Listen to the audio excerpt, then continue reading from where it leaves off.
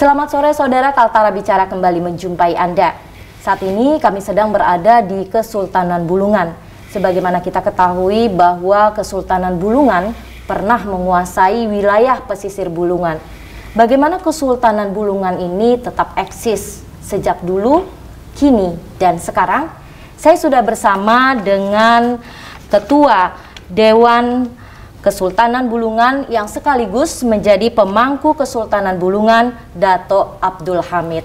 Assalamualaikum Dato. Waalaikumsalam. Iya, apa kabar Dato? Baik-baik, sehat-sehat. Alhamdulillah. Ya, alhamdulillah. Dato, kita sekarang ingin tahu bagaimana Kesultanan Bulungan sejak dulu, kemudian sekarang juga masih eksis, terbukti dengan aktif mengikuti berbagai kegiatan di baik Majelis Adat Keraton Nusantara maupun di Forum Komunikasi Informasi Keraton Nusantara. Bisa diceritakan, Dato?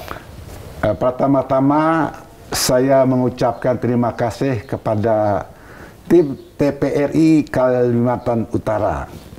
Terima kasih kembali, Dato, karena kami juga diberi kesempatan untuk hadir di sini. Yang berkunjung ke situs Kesultanan Bulungan atau Museum Kesultanan Bulungan, Jalan Kasimuddin, Tanjung Palas, Kalimantan Utara. Iya. Baik, terima kasih Dato. Nah, kami sudah sampai di sini dan kami melihat bagaimana peninggalan-peninggalan bersejarah, mulai dari cerita-cerita bersejarah, foto-foto kesultanan, barang-barangnya juga masih ada. Bisa Dato diceritakan masa jayanya dulu, karena Kesultanan Bulungan sangat dikenal di Nusantara. Ya, baik ya. Kita tahu bahwa Sultan Alam ini ada fotonya. Ya. Beliau ini seorang kiai.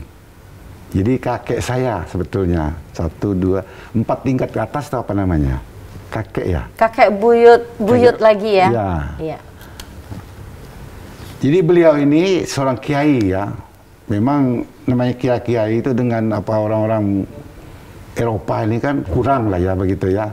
Karena kiai ini bisa menggerakkan sesuatu manusia dengan secara spiritual saja bisa.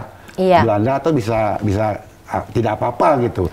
Nah, ini sudah masuk Belanda sebetulnya nih. Sudah mulai Belanda masuk ke di era kolonial Belanda pada saat itu. Ya, 1700 berapa? 1870-an ini. Iya. Sudah mulai 1, 2 melihat-lihat apa segala macam kan. Tapi belum ada kegiatan. Ya. Nah, kalau Kesultanan Bulungan pada saat ini dari Tanjung Palas, timur ya, pindah ke bangunan yang sekarang. Iya, sekarang. Iya, itu tahun berapa, Dato? Nah, itulah tadi dikatakan di dalam sejarah itu, setelah Sultan Alam Muhammad Adil menjadi sultan, dipindahkanlah kesultanan itu ke Tanjung Palas Tengah. Tapi tanggal tahunnya berapa tidak, yang jelas kepemimpinan Sultan Alam Muhammad Adil ini 1873 sampai 1875. Di sana beliau memindahkan ke sini. Jadi sempatlah beliau di sini.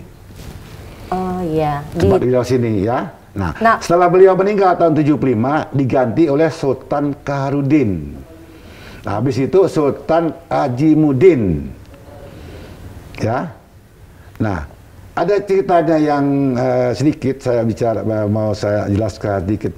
Sultan Alam ini ya, pada saat beliau memimpin memang keras dengan Belanda. Ya, jadi pada suatu ketika dia berpesan kepada masyarakat, nanti kalau saya meninggal, anak-anak saya tidak bisa mengganti saya sebagai sultan. Ini kan tanda tanya ini. Kenapa, Dato? Nah, itu tidak terungkap di dalam sejarah. Karena kita ini dulu tahun 64 kan hancur. Semua arsip-arsip itu, jangankan arsip manusia saja dulu, seperti anjing dulu tahun 64 itu kan, dibunuh dengan kejam begitu. Jadi itu ceritanya, bahwa anak-anaknya yang laki-laki tidak diberi kesempatan untuk mengganti bapaknya. Keponakannya ditunjuk. Sebagai melanjutkan kesultanan tadi. Namanya Sultan Kaharudin. Sultan Kaharudin. Sultan Kaharudin ini ya, menjabat 1875 1889. Ya. Nah, dalam keadaan normal saja tidak ada masalah. serangan orang-orang Bulungan itu bertanam padi ya, itu dibawalah. Baik. Dibawa di mana gitu ya. Masih ada nggak Dato peninggalan-peninggalan dari Kesultanan di zaman dulu yang masih dapat kita saksikan di museum ini? Nah, kalau yang sebagian kecil ada. Misalnya seperti apa piring, itu? Seperti piring ini. Piring ini kan sudah 100 tahun lebih ini. Ada tulis saja tuh Sahat Sultan Muhammad Qasimuddin. Itu ada juga itu. Sultan Muhammad Qasimuddin ada tuh. Itu 140 tahun sudah umurnya. Ya, sisa-sisa tidak terjamah oleh dulu penguasa waktu menghancurkan kami. Itu piring-piring itu. Iya. Nah, untuk ada pebesing sebagai Bupati Bulungan dulu. Kita kembali ke sini dulu ya. Baik. Itu belakangan. Nah, setelah dia jadi sultan, sama juga dia. Bicara juga sama masyarakat, sama keluarga, sama di keraton. Kalau saya meninggal nanti, anak saya laki-laki tidak bisa mengganti saya. Dan itu tidak terungkap alasannya sampai sekarang. Begini. Mengapa? Jadi dia Sultan Kaharudin di kakek saya juga. Kalau saya ini dua-dua. Ada dua pokok-pokok raja-raja Bulungan nih. Pontua sama Maulana. Yang di atasnya. Nah, dua-duanya kena saya itu. Kalau ada orang satu saja, saya dua-dua kena. Oh iya, iya. Nah, Kaharudin ini dulu, Sultan Kaharudin ini anak yang pertama tuh Datuk Maulana. Datuk Maulana ya? Ya, itu istrinya orang Tidung. Ya, dari itu banyak keluarganya di Malinau, di Salim Batu. Datuk Maulana di anak Datuk Adil. Iya. Datuk Adil kan terkenal nih. Betul. Yang dibuang itu. Yang di lapangan ini, lapangan sebelah itu disebut Datuk Adil. Iya. Karena dia melawan Belanda dulu. Nah, melawan Belanda dulu karena Belanda ingin minta blasting. Apa blasting itu? Bayar pajak. Iya. Upeti. Ya, lain. Bayar pajak. Oh ya, bayar pajak. Ada bayar pajak, kita sama-sama pajak rumah segala macam kan. Oh iya. Beda nah, ya dengan untuk upeti. menjalankan fungsi rakyat, dia bayar pajak. Nah, kalau tidak kan Belanda kan bagaimana bisa mengambil uang untuk membuat segala-gala kalau tidak ada pajak. Ya sekarang ini lebih-lebih lagi. Tapi pajak sekarang untuk pembangunan dan kesejahteraan masyarakat. Tapi sebagian raja-raja itu menentang. Keluarga-keluarga raja dulu ya tunduk saja sama Belanda. Memang yang mimpin dulu ke Bulungan ini raja, tapi di atasnya Belanda. Tetap saja. Jadi kalau sudah Belanda karena sudah ditakluk oleh Belanda, apabila Belanda raja mau, tapi keluarga kadang-kadang bisa tidak menerima. Nah, begitulah Datuk Adil dulu dengan Datuk Jamalul dengan ini yang makamnya ada di mana di Pulau Tidung itu, ada pendeta. Nah, melawan gara-gara itu. Bukan berperang. Jadi Bulungan ini tidak punya tentara. Kekuatan Raja Bulungan ini mempersatukan saja dulu. Sebenarnya. Ya. Saya cukup tua, bicara dengan orang tahun 60, saya masih umur 10 tahun, 12 tahun, sama orang bernama Haji Muhammad 120 tahun. Setelah ayah saya menjabat Sultan Bulungan, pemangku Sultan Bulungan, Sultan meninggal. Saya bicara. Nah, saya dulu masih anak-anak, Tanjung Siloto belum ada manusianya. Masih hutan ya, Masih Datuk? hutan. Iya. Waktu dipindahkan ke sini. Dia tahun 60 itu berumur 120 tahun. Berarti dia abad ke-18 sudah lahir. Iya. Saya sempat bicara. Anak-anaknya waktu itu umur 80. Bayangkan, 90 anak. Dia 120. Bungkuk begini. Giginya masih utuh. Haji Muhammad namanya. Haji Muhammad. Ya. Saya banyak bicara, cuma saya lupa dulu ya. Iya. Nah, kita kembali kepada semula ini. Iya. Penobatan Kesultanan Bulungan, Muhammad Maulana Muhammad Jalaluddin itu Dato ya, yang tadi Dato katakan Sultan Maulana, itu pada tahun 1900. Jadi begini, Sultan Kaharudin tadi mengatakan kalau saya meninggal, anak saya laki-laki tidak bisa mengganti saya. Anaknya laki-laki Dato Maulana, itu anaknya Dato Adil. Yang kedua Dato Muluk. Dato Muluk ini berputra Datuk Mansur. Datuk Mansur ini ya keturunan Datuk Buyung ini. Tebuyung, Tebilung, Datuk Ramasah ini kan. Iya. Nah, jadi Datuk Mansur, Datuk Masaleh, baru mereka. Ada yang perempuan, namanya Sibut, gelarnya Pengen Kesuma. Siapa bersuamikan Sibut ini, itulah menjadi sultan. Nah, kebetulan yang menjadi sultan itu Haji Mudin, kakek saya. Iya. Dari pihak kesultanan juga atau dari Kesultanan Bulungan atau dari Tetap luar? aja di atas. Oh iya, baik. Namanya itu Sigeng tidak salah ya, tapi dalam gelarnya di sini dinamai Sultan Muhammad Haji Mudin. Iya. Haji Mudin ya, 1889 1899. Datanglah Belanda, sudah menemukan tempat minyak di Tarakan dan Bunyu itu. Nah, itu berarti sebelum Perang Dunia Kedua ya? Iya, pertama. Kita kan ada Perang Dunia Pertama. Oh iya, Belanda menemukan minyak di ya, perang. tapi belum ada Jepang waktu itu. Belum ada anunya, belum ada eksplorasi. Belum. Setelah meninggal kakek saya ini, vakumlah raja-raja itu selama 2 tahun. Karena Kasimuddin anaknya yang pertama, ya. Jadi kawin dia dengan anaknya tadi yang perempuan, beranak dia, namanya pertama itu Datuk Belembung. Baik. Yang kedua Datuk Tiras, yang ketiga Datuk Bendara ini. Datuk Bendara ini Datuk Muhammad ayah saya, anak ketiga. Datuk Bendahara Paduka Raja Menteri Kesatu Kerajaan Bulungan. Jadi anak daripada Sultan Hajimuddin yang ketiga. Oh, saya anaknya. Iya. Nah, setelah 1901 Kasimuddin sudah cukup umur, diangkatlah menjadi sultan. Nah, beroperasilah minyak di Tarakan Bunyu ini namanya BPM. Ya. Apa itu BPM? British Petroleum Maskapai. 5 negara Eropa berkongsi untuk membuat minyak ini. Baik. Nah, setelah ditemukan minyak ini di sini berdampak nggak imbasnya ke Bulungan iya dari di Tarakan? Apa dampaknya, Datuk? Ya, P-nya. Apa bedanya kalau yang di Papua itu ratusan triliun, sedangkan di Kutai itu 45 triliun masuk ke Jakarta, yang kembali kan sekitar 87 triliun saja. Iya. Nah, kalau itu punya Kutai, paling terkaya di dunia. Seperti Brunei itu. Baik. Brunei itu kecil itu, karena dia sedih kecil, pendudukannya tidak sampai 1 juta, kayalah. Nah, kalau Kutai itu ditemukan dengan minyak yang di laut ini segitu, waduh, tidak usah kerja orang Kutai itu, dibagi sih uang itu. Baik, Datuk. Kita kembali lagi, ya, Datuk, untuk melanjutkan cerita kita.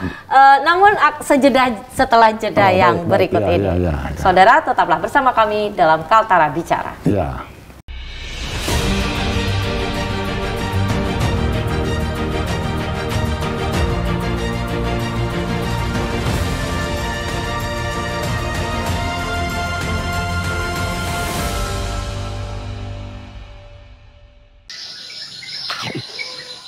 Ode 2 posisi.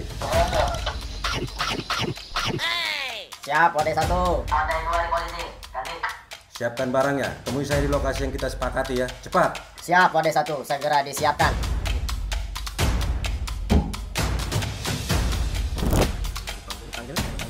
RT.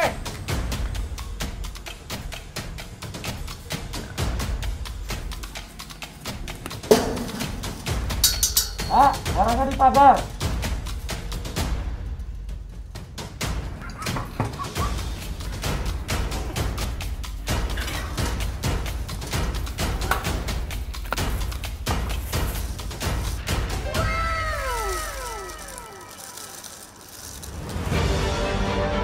Berjuang isoman. Tidak pernah membiarkan mereka yang berjuang melawan COVID-19. Yeay!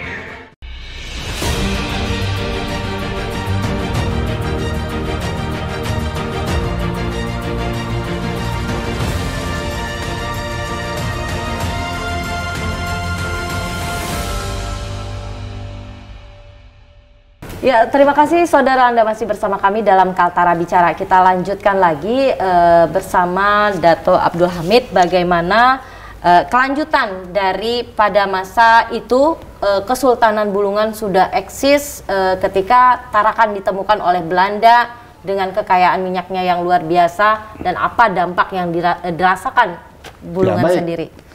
Dengan diketemukannya dan beroperasinya minyak yang dikomando oleh 5 negara Eropa ini yang dalam perusahaan BPM tadi, yang menambahkan dompetnya Kesultanan Bulungan ini bertambah pada saat itu ya? Ya, karena ada pi. Ya. Sama juga sekarang ini kalau kita punya minyak, bukan main. Brunei itu yang negara-negara Arab itu kan kaya raya itu. Ya. Nah, sama juga Bulungan itu, sehingga saat itu bisalah istana-istana yang dulu hanya kayu biasa ini dibuat berantai tehel anti gores, berantai apa segala macam. Bisa punya kapal Bulungan Nederland, kita bisa dikasih kapal pesiar Warmond oleh Belanda hadiah karena keserangan Belanda. Berarti pada saat itu masa jaya Bulungan ya? Iya, jasa jaya Bulungan. Ya, sultannya bernama Kasimuddin. Iya. Nah, terus pada saat 1918 berangkatlah Kasimuddin ini ke Belanda. Dia melapor dengan Juliana dulu masih. Ya, Ratu Juliana. Ratu Belanda. Dia melaporkan Gubernur Jenderal di Belanda di Bogor itu tidak memberi pi sesuai dengan aturan. Keberaniannya itu luar biasa itu. Itulah sebabnya mungkin dia ditembak secara misterius. Ditembak dia secara misterius siang-siang hari, bayangkan. Iya. Nah, dan sampai sekarang tidak terungkap siapa penembaknya. Oh, orang tahu. Itu kita tidak rahasia umum. Nah, setelah dia pulang, marah dulu Juliana ini, Wilhelmina. Digantilah uang itu. Itulah dia pulang membawa 2 buah mesin diesel, yang satu piston saja yang gila-gilanya 3-4 meter itu, tidak pakai api buatan sini. Nah, dulu listrik Tanjung Selor tuh dari Tanjung Palas ini, karena isi di ibu kota. Iya. Nah, setelah beliau pulang ke Batavia, masih Batavia namanya, oleh Gubernur Jenderal Belanda marah karena dia lapor tadi, ditahan dia di Jakarta ini. Iya. Selama 6 bulan. Nah, karena uangnya banyak, agamanya bagus, santun namanya Sultan. Setelah 6 tahun dia pulang. Nah, pulang dia, semua orang Jakarta masih ingat wilayah itu disebut Bulungan. Oh, yang di Jakarta wilayah Bulungan itu asal-muasal namanya. Yang di belakang Blok M itu. Betul. Kalau kita masuk sebelah kanan, itu belakang Meja Bulungan. Dingin tuh gedungnya itu, merah dalamnya itu. Iya. Sebelah kirinya rumah makan Bulungan. Masuk lagi SMA 70, SMA 60. Semua namanya Bulungan sampai ke ujung Stadion Bulungan.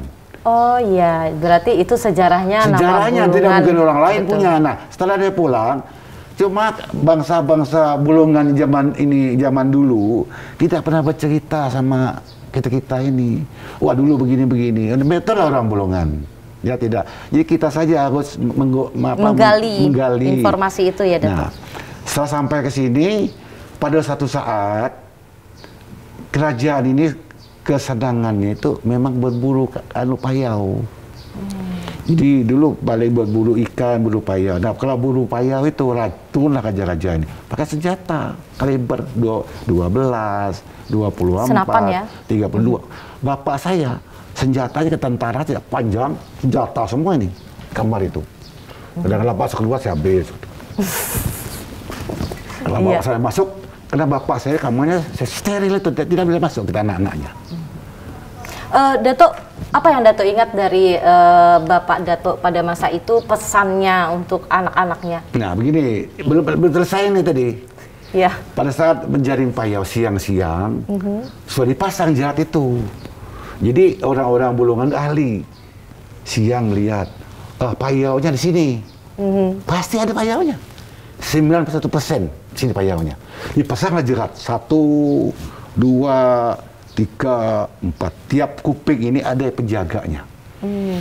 Jadi saat kita orang-orang banyak mengepung teriak di sana, payaunya harus lari ke sini, harus terjerat lagi. Nah, kalau kenapa dia 4? Iya. Payau tuh kan kalau lari kencang meloncat. Nah kalau dia meloncat yang pertama yang panjangnya 2 meter itu, dia pasti kena yang kedua atau yang ketiga. Jadi dipasang berlapis ya. Nah kalau dia lari ke kuping, itulah raja-raja yang menembak. Nah begitu dia masuk di sini, anak raja-raja yang muda itulah menombak payau itu batu dijakat. Itu tidak semudah itu. Payau itu kan tahu kan, kalau kita nombak salah, nah disitulah anak raja-raja itu diuji apa namanya kemahiran mereka. Waktu di sini itu belajar kuntau segala macam ini. Nah disitulah dipraktekkan. Tidak semudah itu. Nah saat sudah dipasang jerat, berangkatlah rombongan. Sultan Kasimuddin, Jalaluddin, ayah saya, siapa-siapa lagi berangkat. Baru naik sampai sana, belum payaunya itu diteriakin, tiba-tiba bunyi ledakan, dong gitu. Baik. Kasimuddin tadi mengambil tanah, tutupnya begini. Pulanglah kita. Berarti ada yang menembak siang-siang. Nah, kalau kita mau tanya siapa yang menembak, kenapa tidak ditangkap? Ya pasti keluarga lah. Saya tidak sebut nama saja. Baik. Saya teruskan? Terus, ya silakan Pak. Ya, saya teruskan ya. Nah, setelah itu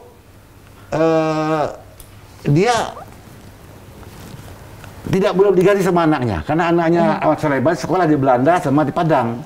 Selanjutnya penggantinya siapa Pak? Ya anaknya Ahmad Sulaiman, ada gambarnya di situ. Ya. Ahmad Sulaiman pada saat itu masih sekolah di Eropa, luar dengan Padang. Iya. Nah setelah dikawinkan dengan Tengku Supinal anak Sultan Langkat, berangkatlah kapal Bulungan Nederland ini membawa 200 raja-raja di sini. Ada gambarnya. Irau banyak di YouTube tuh. Festival Irau itu ya. Nah pulang di sini diangkat si Sultan ini. Nah pada saat jamuan makan malam dia diracun oleh Belanda, meninggallah dia. Nah digantilah dengan pamannya Sultan Jalaluddin. Nah Sultan Jalaluddin yang panjang ini sejak tahun 31 sampai Perang Dunia Kedua. Iya. Nah setelah Perang Dunia Kedua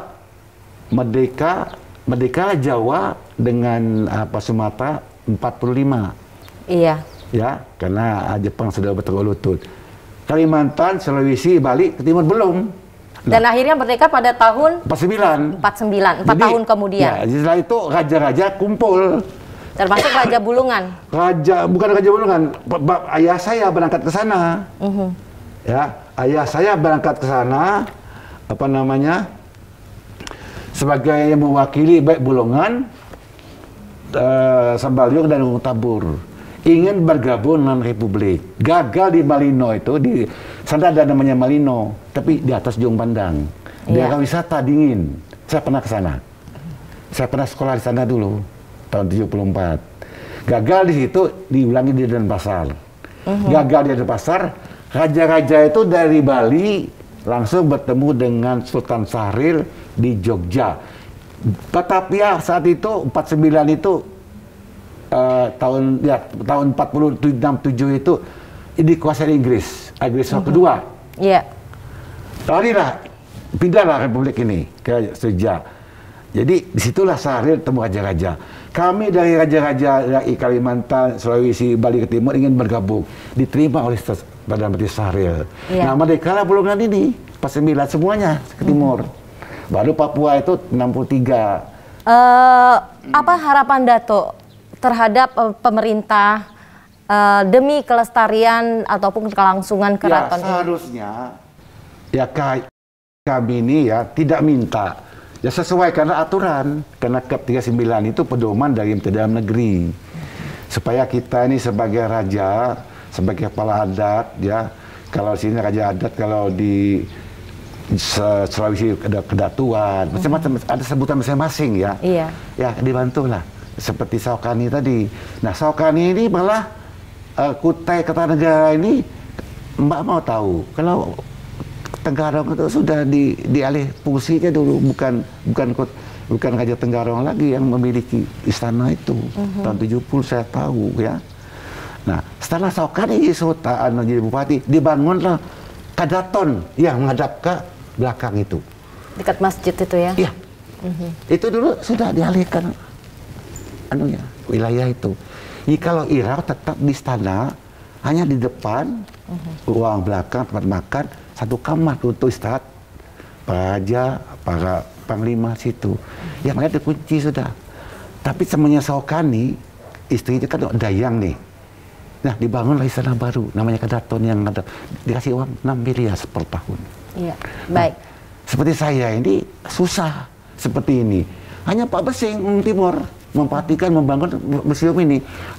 Sejak tahun berapa museum ini? 1998. Nah, setelah Pak Besing jadi bupati, memperhatikan ini sama saya karena saya tentara, Mbak.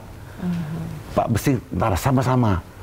Nah, itu yang membangun, yang perhati. Kalau tidak pada Besing, tidak ada museum ini, Mbak. Dato, di akhir pembincangan kita ini, apa yang ingin Dato sampaikan, himbauan kepada generasi muda untuk menghargai sejarah bangsanya, sejarah kesultanan, silakan Dato.